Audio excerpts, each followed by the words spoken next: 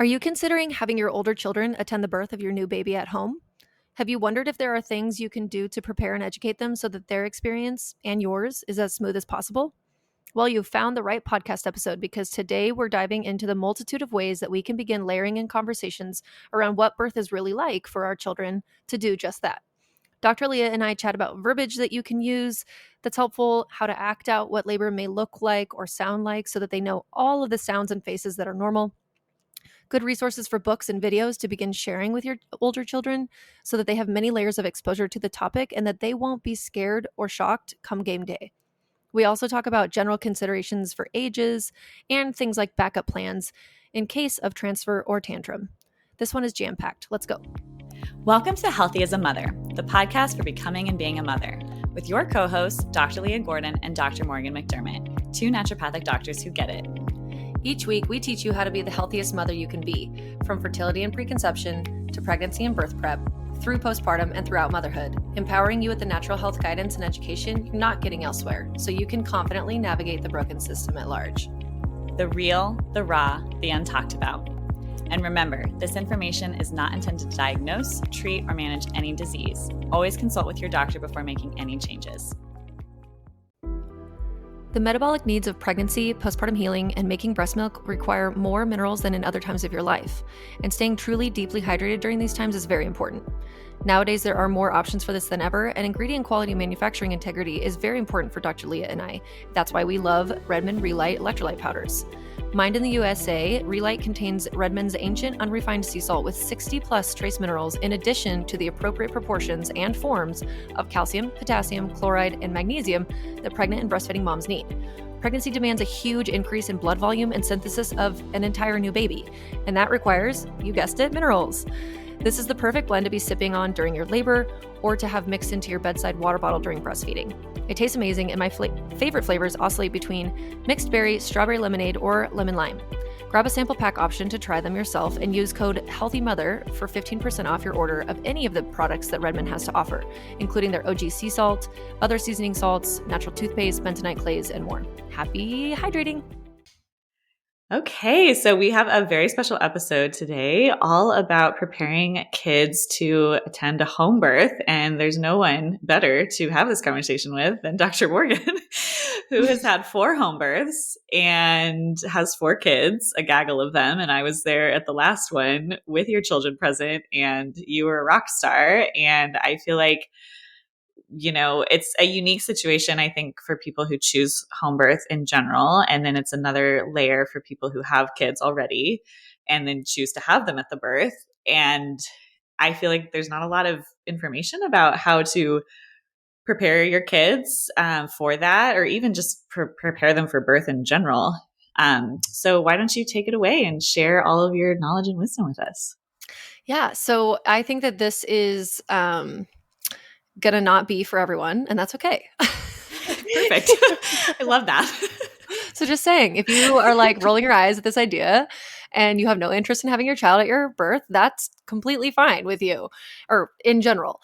There's plenty of really valid reasons not to have children present at your birth. Can you actually speak to those? Because I think as people are deciding what they want, it might be helpful to just have the thoughts in your mind about what if maybe I do or don't want them there. Yes. And okay, so first of all, to just back it up, children are not allowed in hospitals, in birthing suites on the labor and delivery ward or floors, and they're also not allowed at birth centers. I mean, unless there's some kind of extenuating circumstance, but in general, no.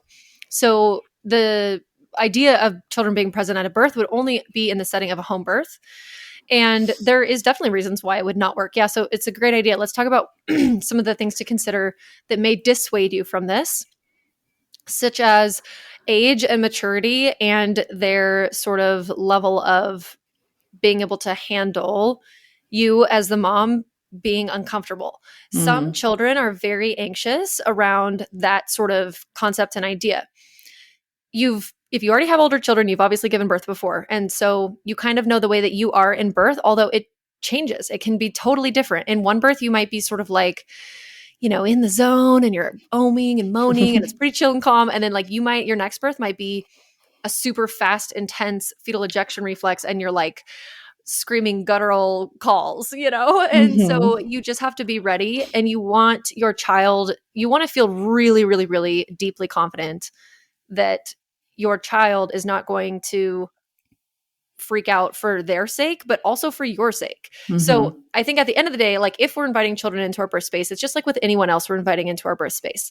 Mm-hmm. You must feel comfortable having them there and have backup plans to remove them in case you decide that you don't want them there anymore, Yeah. or the birth takes a turn that's maybe something they don't need to see anymore, or it gets Mm-hmm. scary, traumatic, etc., or they decide that they can't handle it anymore. So you have to have somebody else who is like literally only responsible for children, whether that's a friend, a family member, whoever, or maybe if you have say you don't have that option really, but you have like a doula and a partner, well, then between your doula and your partner, they may be the ones that are taking the other child out of the room, setting them up with a show or whatever it is. Mm-hmm.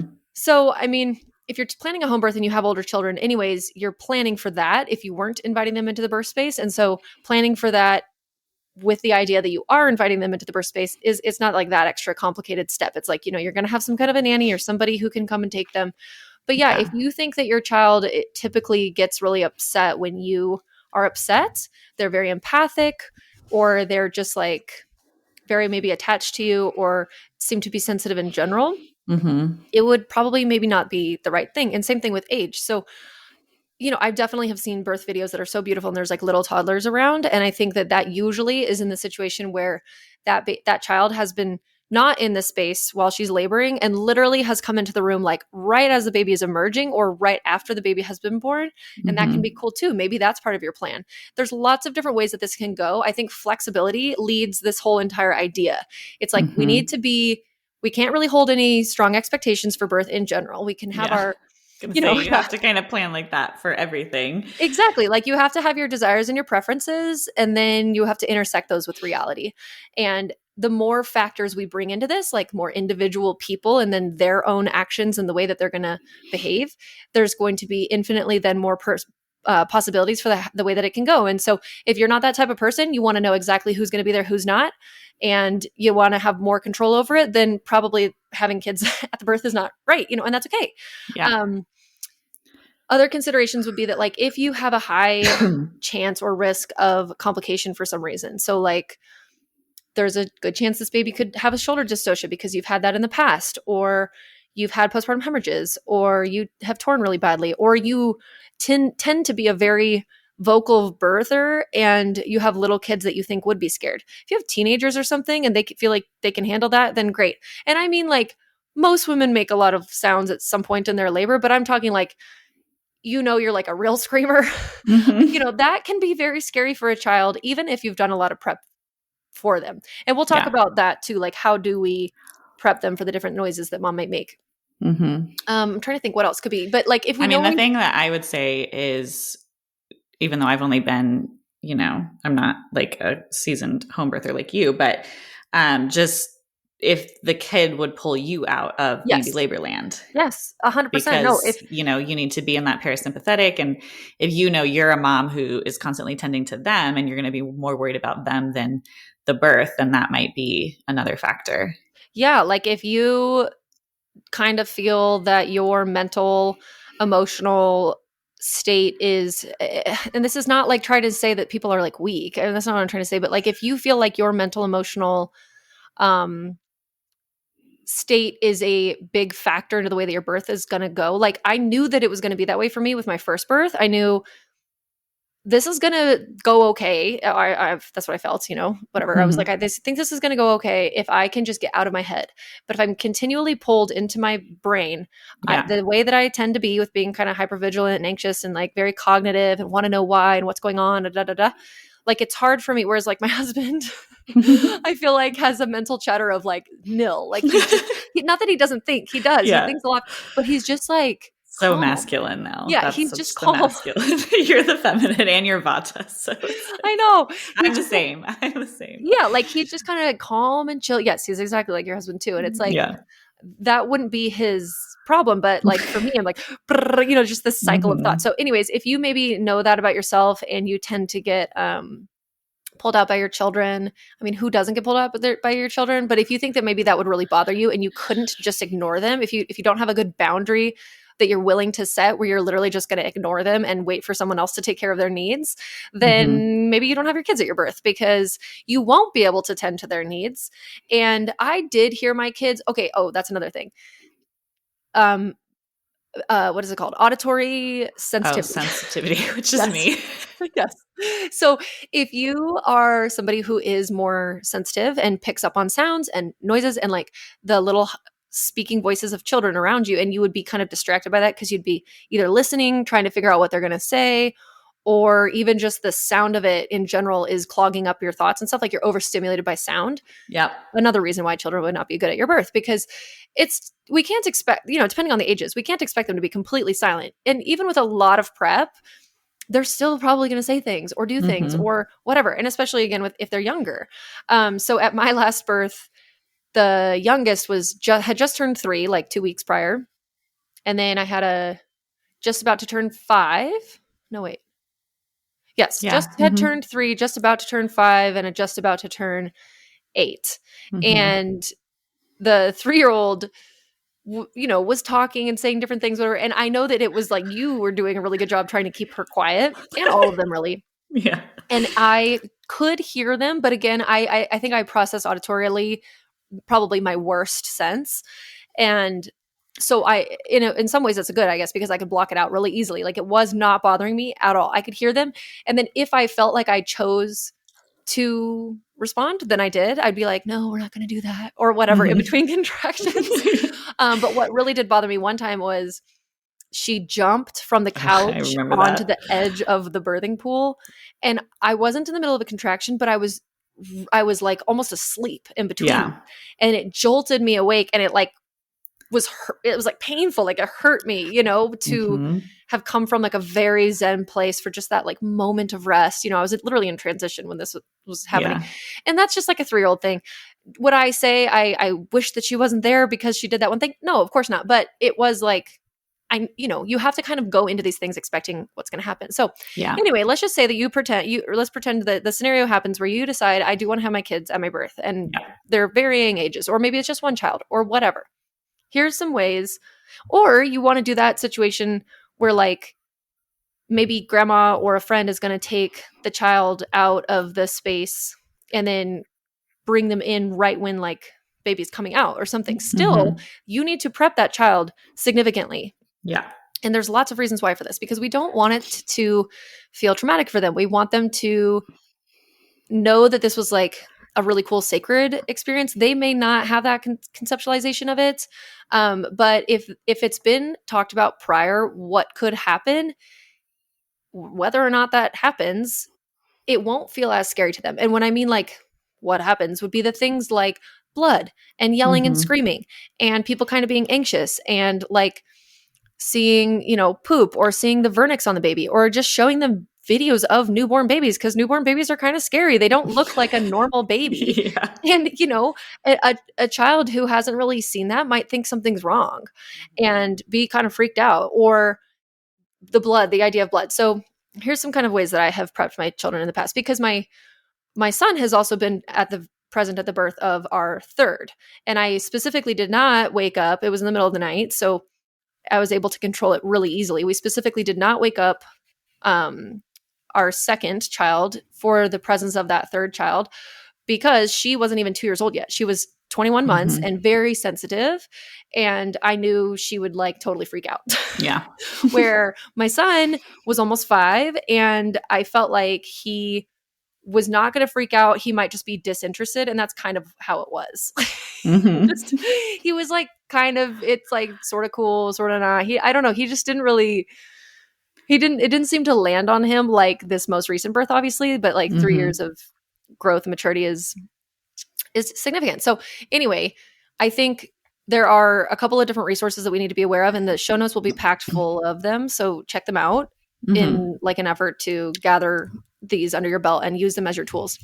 So you have like 9 months, 8 months. You find out you're pregnant. You have 8 months to do this. Whether or not you're going to actually have your baby at your birth, and maybe you're going to change your older children rather at your birth, you can change your mind, and that's fine. But just let it be known it takes layers and layers and layers of exposure Yeah. for this to be done properly, in my opinion. The more time, it will take more time when they are younger. It will take less time if they are older. Also, just know that over the course of 8 months, if you have a 2-year-old who's about to turn 3, by the time that this other baby's born, like that's almost a completely different child. Like 8 months in the span of a 2-year-old life is a huge deal. And so that's something to consider too. If like right now you're thinking there's no way that this could be my birth, well, consider they're going to be quite a bit older and maybe you could, but you'd want to have been talking about some of these things. So there are books specifically made for children that are about being at your mother's home birth. So I will put those in the show notes, and they're like from Amazon, there's several of them. Yeah. And so getting those, reading them, maybe you could rent them out from libraries, I'm not really sure, or get them on like used sites or something like that, because they are such a like specific topic. But I mean, my kids, I guess probably because I talk about this all the time, but my kids read those books again and again and again, and they read them as a form of processing what they saw for a long time I love after. that. And they're like, "Oh, mom, remember when remember when Sunday was born and blah blah blah." And then they're looking at this book, and so it's not like you need to get rid of the book afterwards. Even though it's such a specific topic, it's still something that like it's part of life. Yeah. Birth is part of life, and especially if you have daughters, you can keep these books for years and years and years. So anyway, there are books that you can start reading to them. There are tons of videos that I also think that you should be showing them, right? So you'll want to find a wide variety of birth videos where you are showing them loud birthing moms, very kind of like peaceful, quiet, calm ones, some in the water, some on the bed, standing up, on the toilet, like places so that they're not like, "What are you doing? Why are you birthing the baby? And then you're going to flush the baby down the toilet." It's like a very common place actually, to have a baby on the toilet, or at least to labor on the toilet. And if your child's going to be around for like the labor portion and not just the birth part, then that can be important to see too. And just having so many different conversations around it, answering their questions. This also requires a certain level of body anatomy understanding. Like they need to understand a vulva and a vagina and an anus, and that it's not coming out of the the front or the back in terms of like the where you urinate. It's coming out of the vagina, and what does that mean, and the uterus. And you don't have to go super in depth if you don't want to, but you don't want a child who thinks that a baby is born out of the belly button to attend a birth and to see not that. Yeah, totally. You know what I mean? Well, and this is probably important even if you are planning a hospital or a home or a birthing center birth, because you might be laboring at home for a while before you actually transfer. So even, maybe you labor at night and they're sleeping, but it might be during the day. So I feel like it would be helpful to prep your kids even if you are planning to transfer for the labor part.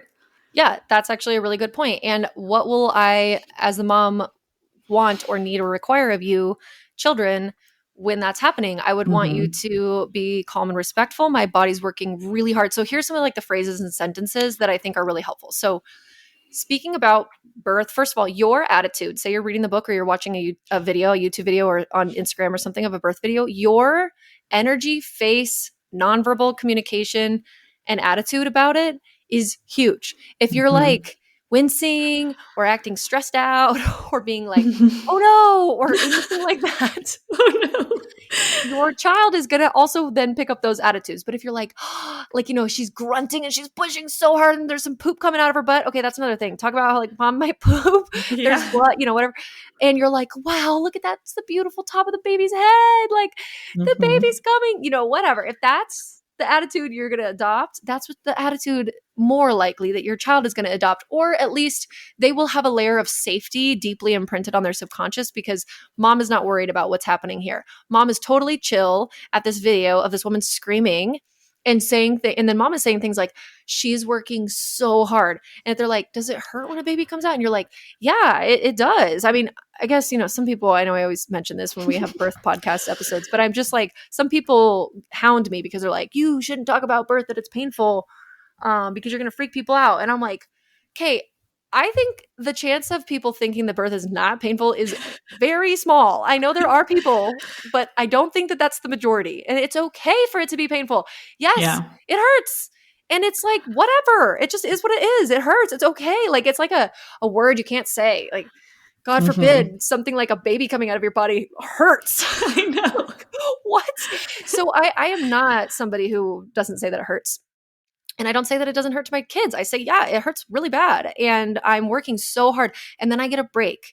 And so then I'll be calm and I'll try to sleep probably, or I might drink some water, or I might go pee. I'm probably not going to hang out with you. I'm probably not going to talk to you.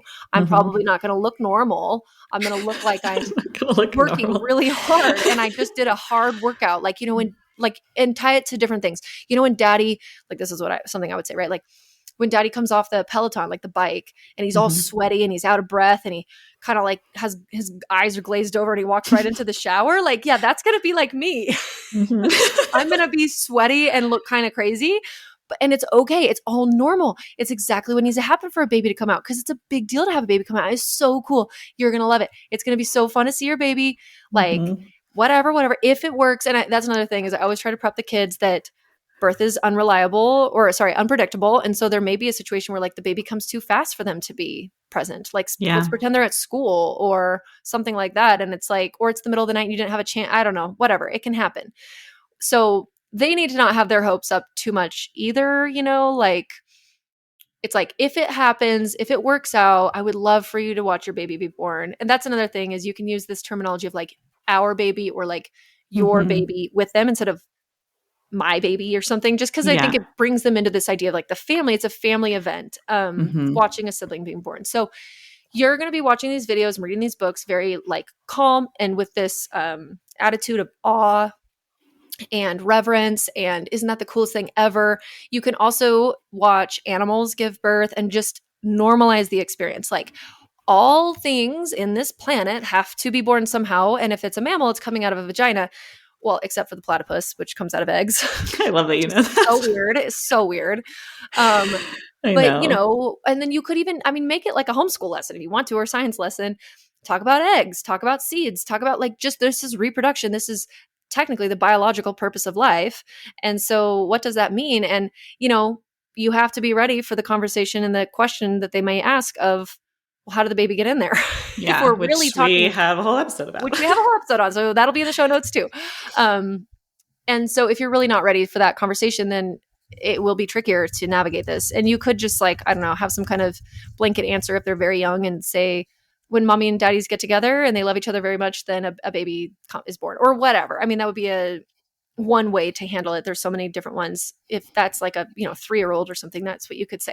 But anyway, so you're going to check your attitude and your partner's attitude, and everyone around, when they're speaking about the birth in front of the child, they're going to be very like positive. It's normal. Yep, mom might poop. Yep, mom might puke. She might vomit. And like, that happens because Oh sometimes, yeah. haven't you ever kind of like been working really hard and you were super out of breath or something, and then you felt nauseous? Like, well, when your body's working that hard and it's really trying to squeeze the baby, it can make you feel sick, as you know, obviously, very I well in know. that Oh my situation. gosh. Oh my Yep, gosh. know all about that. Yes, you do. Okay. And so and pooping, moms might poop because there's so much pressure down there, and then good blood. Speaking of which I don't want to interrupt your flow because you're going so well, but Sloan was at my birth, right? Like, Sloan was at your birth? Oh, because you brought her to yes. California. Oh, wait, But was she yeah. there when I was laboring? Because I don't remember Yes. her. Yes, I was, yeah. I was taking care of her. Wait, no, somebody came to watch her too. Sarah, our friend. Okay. Our friend Because I came was and like, watched her I for a couple like don't hours. remember her being there. I was like, did she see me throwing up and stuff? Well, she I, was 13. No, she had just turned 12 months. yeah, So she I was a little know. baby. I just like can't remember her being there, but Yeah, no, she was there for a couple hours off and on, and then Sarah came and watched her for a couple that's hours. right. Okay, because I'm like, why do I have no memory at all of her being there? But I know she was like in California. Yeah, in California. Where did she go? Yeah, where was she? Anyways, okay, that's good to know. Anyway, yeah. So I was just starting to say another term that's a good one to use is good blood. So I love kids, that. and again, depending on their age, like if you have 10 and 12 and 14-year-olds, it's a different story. Usually, though, you're probably going to have somewhere in the younger cast of kids. And so to them, blood is like boo-boos, bad, hurt, pain. Oh my God, mommy's going to die. The one biggest fear of a child is that they're going to watch their mom die. Mm-hmm. They're not really thinking of the baby dying. They're probably thinking, oh my God, my mom is dying. Like, she looks Mm-hmm. like she's exploding. And if they see lots of blood, they're probably going to think that. So you are going to have lots of conversations about how it is a normal aspect of birth. Now, you may have one of those births where you don't actually bleed that much at all. And like the placenta just comes out and there's like a little blood but it's really not that much. And I've had a couple of those births, but I've also had a couple of bloody births too. And it's like, you just have to be ready for whatever. So just pretend you're going to bleed a lot, and you can tell them it's good blood because my body made all this extra blood knowing that it was going to get lost, and la la la la la, whatever is age appropriate for the child, and also with their interests. Like some science related kids are going to be like obsessed with this idea. Yeah. And they're going to dig in, and you'll have so many wonderful opportunities to educate them on such cool topics if you want to, and if they want to, right? Or it could just be like the bare bones minimum where you still feel that they are adequately prepared to witness a very big, intense thing. Now, your partner also needs to not be the kind of person, though, that's like really anxious, and they also sort of need to be not in charge of the kids. Like, Yeah. he or she, whoever it is, needs to be able to focus 100% on you, ideally, if there are kids present. Now, I know families do this. They like free birth, and it's just the partner and the birthing woman and then any older children. And I'm sure that it works out fine. I just think it's probably not like the best idea for most people, because if, like, let's pretend you have a 3-year-old who starts having a temper tantrum and mom is in transition and really needs partner support, and is the partner's completely pulled out of that to like get a screaming, kicking kid out of the room to not be like bothering you. You know what I mean? Like this is sure. Is it possible? Yes. Is it ideal? No. So let's just have some backup, right? So we always need to have plans like A, B, C, and D. You're going to prep them with books and videos. And I think videos are so important because it's the visual and it's the sound. The books are cool because they get to kids in that kind of like neutral way where they're like, wow, there's like a whole book about this. Like that's kind of cool. Like there's books about tigers, and there's books about spaceships, and then there's a book about a baby being born at home. It just has like a new level of normalizing it for a child in the form of a book. Videos, though, if I had to choose one or the other, I would say definitely videos are going to be most important because of the sounds, the sights, the different things. You're going to want to have a lot of different options. Also, talk to them about the idea that maybe if mom needs help, we might call an ambulance, and 911 might be here to help. And, you know, maybe the baby needs some help. Yeah, that's a good point, because I'm sure a lot of kids are kind of conditioned to think that's so scary. Yes. Or maybe cool if you have a kid who thinks ambulances are cool. But usually, you know, if AV sees an ambulance or whatever, it's like, well, someone needs help, you know, like someone is hurt or whatever. And so if they come to your house, I'm sure that would be really traumatic if they weren't prepped. Exactly. Like you want them to know, oh, wait, we talked about this a little bit. Like, okay. This could happen. It's not like, it's not like this was unplanned, or, I mean, it's not planned. You don't want it to happen, but just that it could happen, I think, is an important thing. Yeah, it could happen. And we might leave. Like mom and dad might leave, and somebody's going to come and watch you, or that, you know, whoever that point person this is that's already there is going to stay with you, and la la la la la, like whatever it is. So you just want to, I mean, it makes sense, right? But I think that there is a lot to consider with this. We want to set them up so that this experience is positive for them. Yeah. It's going to be more likely to be a positive thing than negative if there was adequate prep and the kids were also ready. And maybe you have a situation where you have some kids that are ready and some that aren't. And so then that's kind of hard to navigate as a family. But again, you have somebody who's like, okay, friend Dara, can you please come pick up Johnny and Penelope? But I'm going to have Stephen and Mary cool names. stay with me for the birth, because they're like, you know, 8 and 10 or something. They're older, but maybe whatever the other first kids' names are, I can't remember that I said, are like 2 and 4. And it's just it's not the time, you know? Yeah. Or maybe they're 6 and 8 and you're still just like, you know what? No, like, very energetic, can't sit still, can't really be quiet. These types of situations could be really tricky during a birth, right? Let's take a quick break to hear a word from our sponsors. Did you know that 97% of women in the US take a prenatal supplement, yet 95% plus are still deficient in key nutrients? My favorite prenatal is from a company called Needed, because they dose nutrients at levels to not just meet the bare minimum as most prenatals do. They actually use form of nutrients and dosages that allow mama and baby to thrive. Needed actually approached me years ago and asked me if I could help them design the perfect prenatal because they knew that the current prenatals available were not actually helping women. We spent over 3 years diving into the research and understanding what practitioners are seeing and what women actually need at this important season before we formulated this amazingly supportive option. It's no wonder over 4,000 practitioners now recommend Needed, something I am very proud of. If you have followed me for a while, you know that prenatals and optimizing nutrients starts long before pregnancy, so no matter where you are along your fertility or motherhood journey, Needed is the brand I recommend. Head to thisisneeded.com and use code HEALTHYMOTHER to save 20% on your first order. Again, visit thisisneeded.com and use code HEALTHYMOTHER to save 20%. Okay, back to the show.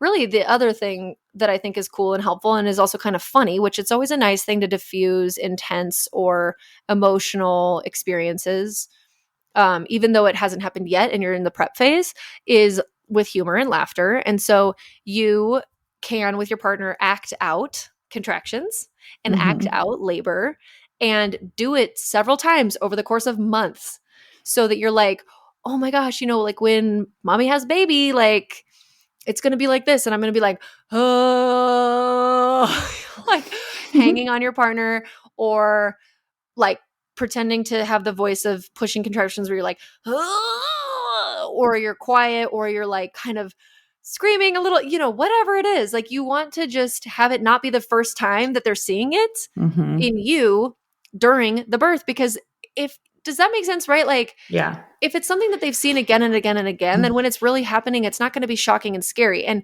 when things are shocking and scary because they're novel or they weren't expected, that's sometimes when they have a traumatic imprint because it's like, it overwhelms their nervous system to cope at that moment. That's literally like the definition of trauma, like little t trauma. But still, It's like, we don't want that to be any level of this. We want it to be a beautiful family event. And then also on the flip side of this, have the expectation that there will be potentially lots and lots of conversations after the baby is born. Yeah. About what they saw, about what they experienced, what they felt. And you need to also be inquisitive in case they aren't speaking about it. It doesn't mean that they're not thinking about it. And even if after the first couple times you sort of try to be like, what was that like for you? Like, what did you think? They may kind of not have much to offer, but in time, like in days and weeks later, they probably will.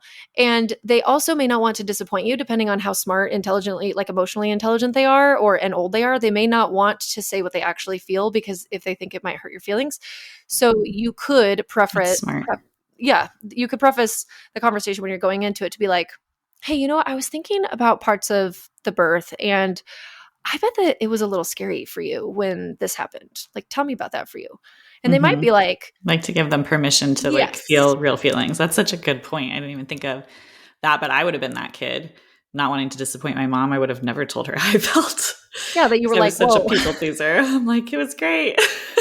Yeah. And like, if having this time and space to speak about things, I mean, even as adults witnessing birth, it can be overwhelming. It can be kind of like, whoa, and we need to process. And that doesn't mean that it's like not worth it that we saw it. It's not, and that it's something that like we must protect our children from this idea because like, oh my God, you're telling them that, or you're implying that they're going to have such trauma that they need to have processing afterwards. And it's like, that's really common. I mean, this is a way that kids do things and they may act out. You may see them acting out, giving birth and like breastfeeding and different things that they saw later on with their toys. And that's another common way that they process. And it's totally normal and you need to let them do it and don't like make them feel weird that they're doing that. Or they may act out birth on themselves. They may like hold a doll underneath them and like pull it up like out of their crotch area, Yeah. And so it could maybe,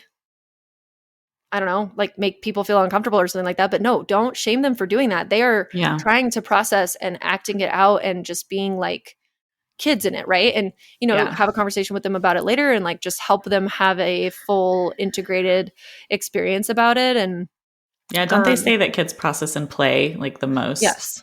I mean, Avi did that, during my pregnancy. She would pretend to be pregnant all the time and say that she was giving birth and, would have babies in her belly and, Yep, all 100%. of And they that. also repeat themselves a lot, kids who are processing things.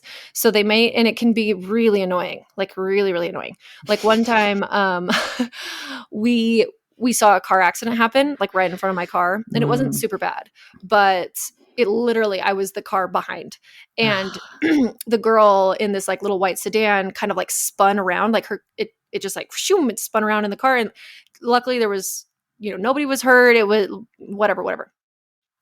But I was the first one there, and she had gotten hit like on the side. She was T-boned. She was like coming into an intersection, kind of a thing. And so I just parked and put my warning lights on. There was nobody around me. It was safe. But I told the kids, just stay here. I'm gonna go check on this person. And it Mm-hmm. was actually during COVID. It was like maybe the summer of 2020, and I she was probably like 18 or 19 or something like that. Anyway, it was just I'm giving these details because it was one of those situations where like we had been so ingrained and trained at that time to not be around strangers and like not get Yeah. close and stuff. And she just like, as soon as I kind of got her up out of the car, because she was okay and her airbags had gone off and stuff, but she was just shaken up. She had really Yeah. just gotten hit by at the end of her car, and then it spun around a little bit and she was just scared. Yeah. Um, she just gave me like the biggest hug and then pulled away for a second and was like, Makes me want to cry. yeah, well, and then she kind of paused because she was like, "Oh, I'm so sorry. Like, I'm not supposed to be close to you, Oh, COVID." that's And I was like, so "No." sad. God, I was like, COVID "No, I'm sucks. like," and I just pulled her back in, and I was like, "It's okay. Like, it's okay. I'm sorry." And she was like, "Just thank you." Like, she's crying, like, "Thank you for helping." Oh, I'm just like, she had literally, that was like the first time she was driving that car. She had just oh, God. but she lived really close and everything was fine. But anyway, my kids talked about that for not my kids, I should say.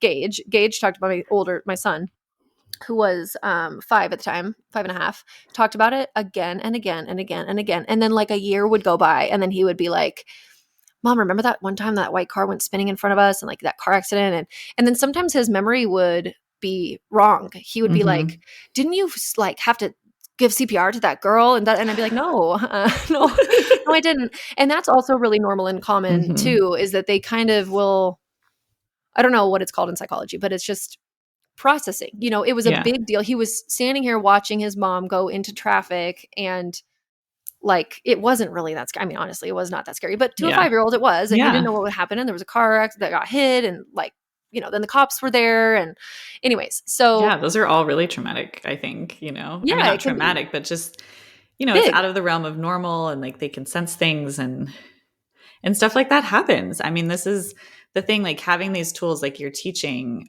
of how to have conversations with our kids and how to manage it afterwards. And even the idea that people process is not a thing a lot of people know about, and probably why so many people in our generation have so much trauma.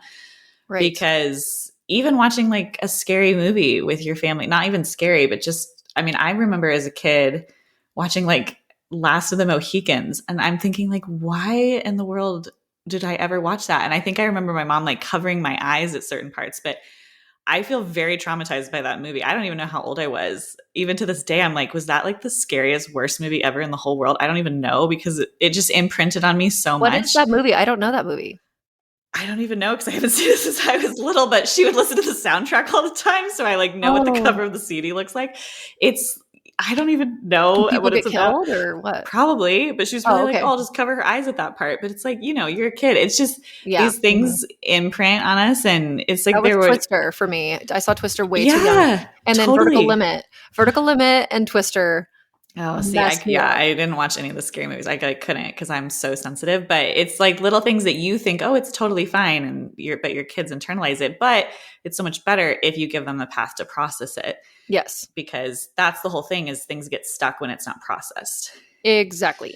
So Exactly. I have a question. I don't know how much more you have about the birth, and maybe we have a whole separate podcast on this. But I'm actually done. I think that's pretty much oh, like the main points. well, we Yeah. can just like talk about this quickly, but is the trauma of actually having, I say trauma because it is traumatic for me, having a new sibling.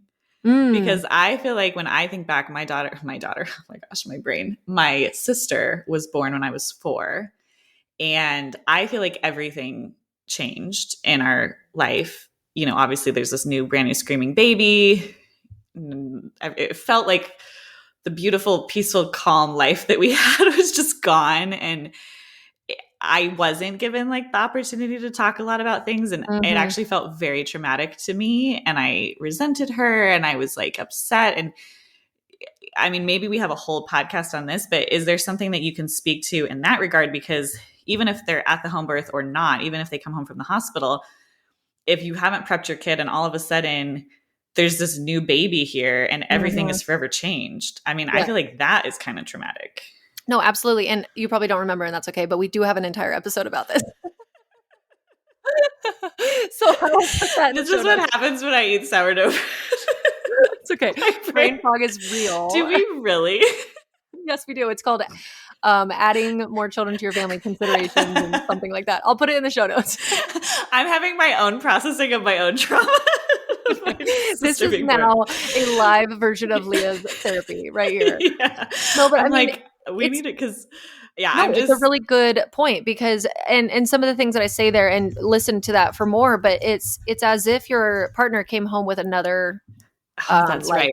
Now that you say that, I'm yeah, remembering that. it's That was really impactful when you said that. yes, because it's like okay, pretend it's your husband or whatever. Your husband comes home with like a new girlfriend and they're or a wife, and they're like, okay, this one's in our house now, and like Yeah. I love her just as much as I love you, and you have to just deal with it and be nice and don't ever be mad, Yeah. and you have to share everything now. And I'm also only going to be able to spend like half the amount of time with you that I did, and all these different things. And I think when we put it that way, So obviously, sad. yeah, it is. Obviously, it's not quite the same thing, but it is similar in a lot of regards in that like their whole world does kind of shatter. And Yeah. the way that we put the pieces back together can really matter in the way that they overall think about it. And so, yes, there are different things that we can be doing. So, one thing that has just come to mind is that let's pretend that they're not at the birth. Because if they are, they're seeing the whole thing. They're seeing the baby come out of you and like be right put up on your chest. You're gonna be holding the baby like for a while. They will get a chance to hold the baby at some point. They're part of that whole situation. But let's pretend that they're not for some reason. You're in the hospital or birth center, or they weren't invited and now they're here and they're coming. There is an idea out there that people say that it may be a good idea to have when the older children are coming into that space for the first time to meet the new sibling, that potentially mom is not holding the baby at that moment, and that mom Mm. has her arms wide open for the older child to come Aw. run into her arms. I know you're So gonna cry. sweet. I'm totally gonna cry.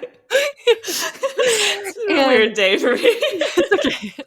And like baby's in a basket or something next to, or like in a bassinet or on the bed or whatever, wrapped up, or in dad's arms, big different, or other partner's arms. And that mom is able to just spend a few minutes with older child and be like, your baby's here. Like, are you excited to meet our baby? And like, oh my gosh, it's going to be so cool.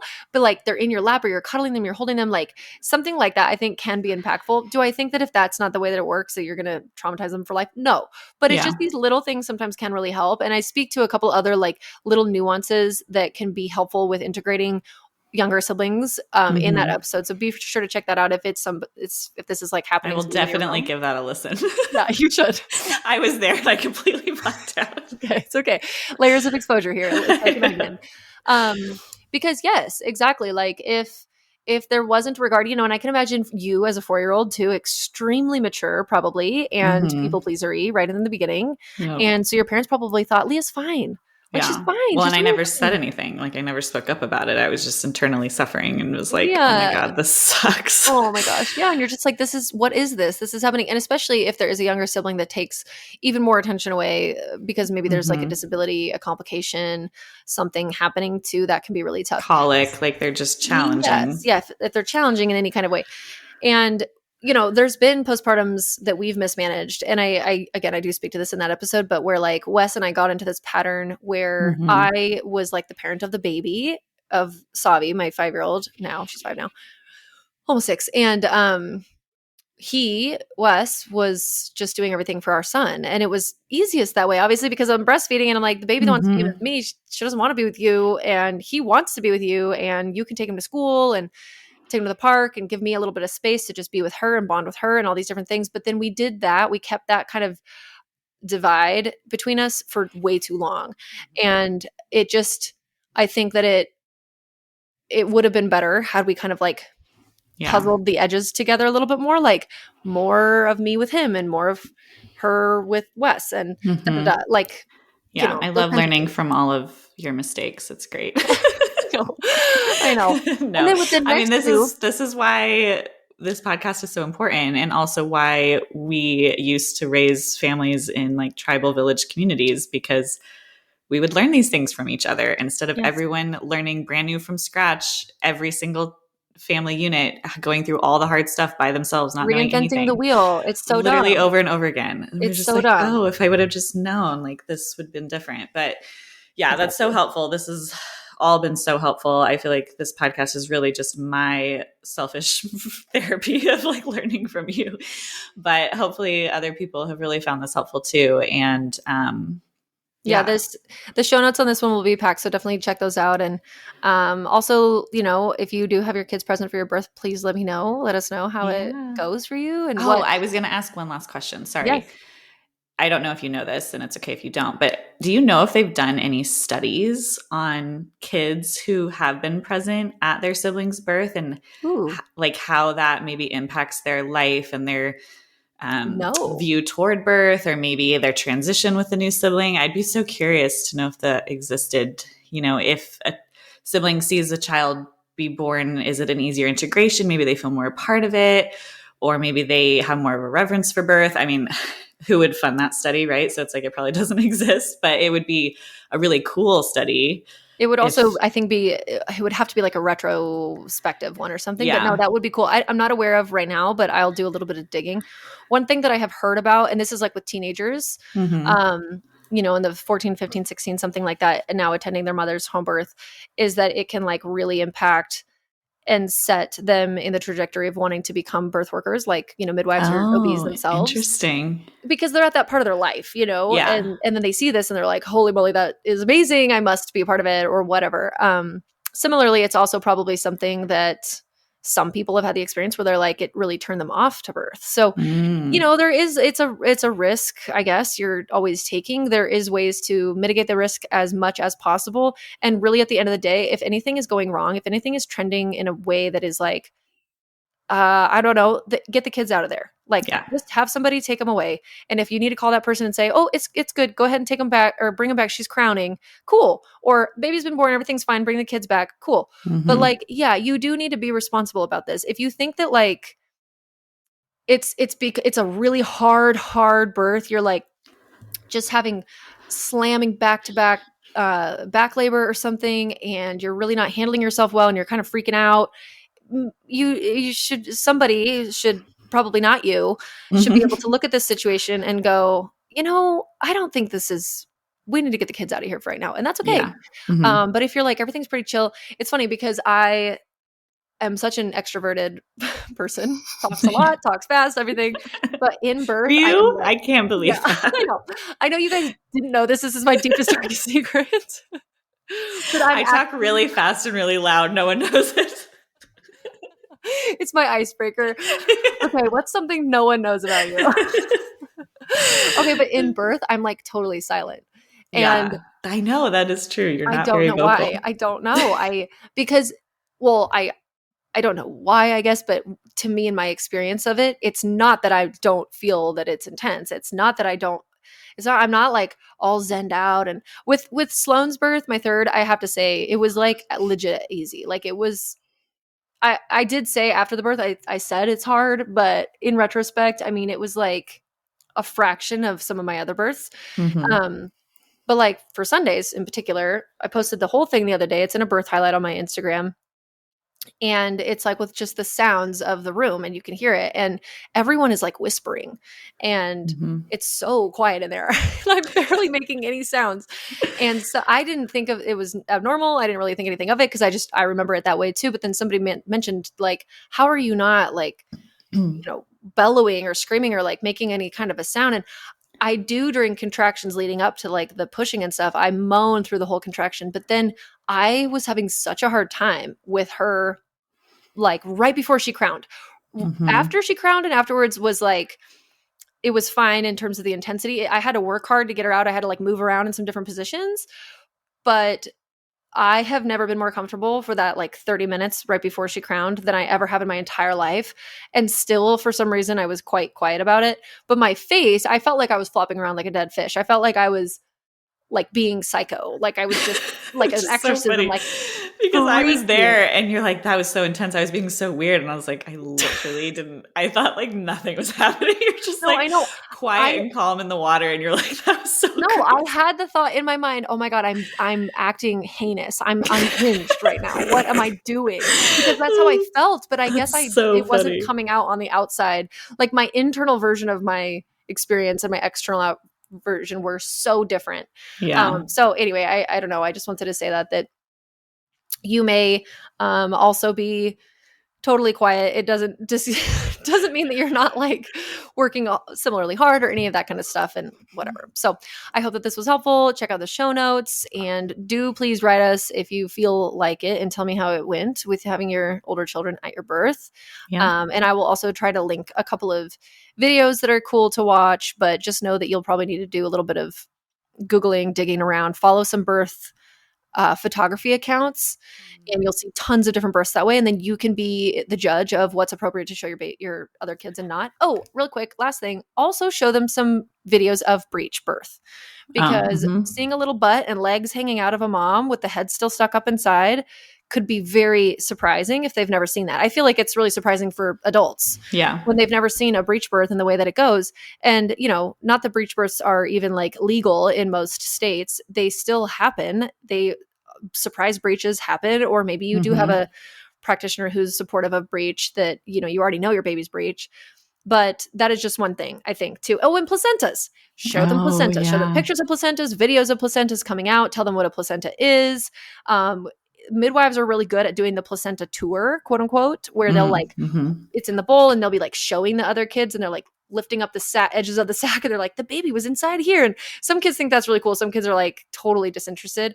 But, you know, that's another aspect of it where they're like, what is that thing? Like that jellyfish blob that just came out of you. Like, you know, so all the parts we need to talk about, right? Yeah. Oh, okay. Amazing. You're such a wealth of knowledge as always. Thank you, Dr. Morgan. And that was great. There is a lot of education out there for pregnancy and birth, and thank goodness for it. But what about postpartum? Many parents feel blindsided by how dynamic and intense the first few weeks with a newborn can be, and I've created a course to change that. Introducing the Immediate Postpartum Series. In this 11-video course, I teach you and your partner about all of the different types of decisions that need to be made right after your baby is born, the ways that your body and your baby's body will be changing rapidly over those first several days and weeks, how to recover from birth, whether it's a vaginal or cesarean delivery, how to establish breastfeeding, it's basically a breastfeeding 101 course, and the nuances of stool changes, diaper tricks, newborn sleep, placenta options, mindset, circumcision, and more, so that you and your partner know what to expect and can feel prepared and confident in what is normal and what is not, and get back to enjoying your new baby. Click the link in the show notes to start prepping now. Thanks for listening to this episode of the Healthy as a Mother podcast. In order for others to hear this information, please leave a review with Apple Podcasts, subscribe, and send to a friend who could benefit from this content. We're so excited to share more on becoming and being a mother next time. And please remember that the ideas and views of this podcast are for informational purposes only and are not intended to serve as a substitute for medical care of any kind, including the diagnosis or treatment of any illness or disease. Consult with your provider before integrating this information into your own care plan. And remember, a healthier future starts now, and it starts with you.